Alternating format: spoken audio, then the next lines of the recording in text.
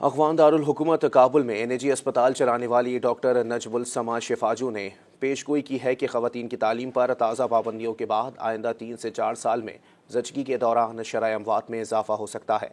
गैर मुल्की खबरसां इदारे AFP की रिपोर्ट में कहा गया है कि तालिबान के सुप्रीम लीडर ने मुल्क भर के तरबियती इदारों में मिडवाइफरी और नर्सिंग की तालीम हासिल करने वाली ख़वातीन पर पाबंदी आयद कर दी है।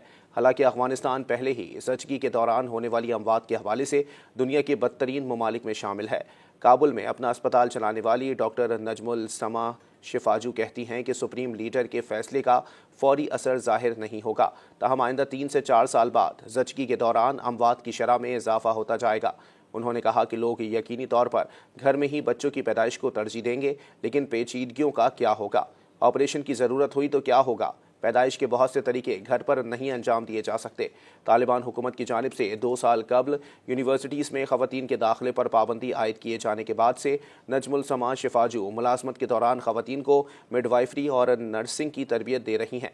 उन्होंने कहा कि रज़ाकारों की कमी नहीं है, ताहम उनके पास हर ख्वाहिशमंद खातून को सिखाने की गुंजाइश नहीं है। मिडवाइफरी और नर्सिंग डॉक्टर्स के 2 बाजुओं की तरह हैं। ये बिल्कुल ऐसे ही हैं जैसे किसी परिंदे के पर ना हो तो वो उड़ नहीं सकता। तालिबान हुकूमत की जानिब से अब तक कोई बाज़ाब्ता नोटिस जारी नहीं किया गया, लेकिन वजारत सेहत के ज़राए और तरबियती इदारों के मैनेजर्स ने रवा माह कहा था कि उन्हें ख़वातीन को क्लासेस से रोकने के लिए कह दिया गया है। 2021 में तालिबान के इक़्तिदार में आने के बाद से तिब्बी तरबियत को महदूद करना ख़वातीन की तालीम के ख़िलाफ़ ताज़ा तरीन कार्रवाई है, जिसको अक़वाम मुत्तहिदा ने सनफ़ी इम्तियाज़ करार दिया है।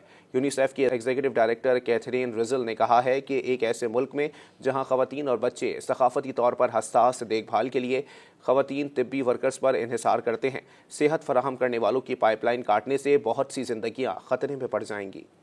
मज़ीद न्यूज़ अपडेट्स और डिजिटल स्टोरीज के लिए सब्सक्राइब करें डॉन न्यूज़ पाकिस्तान।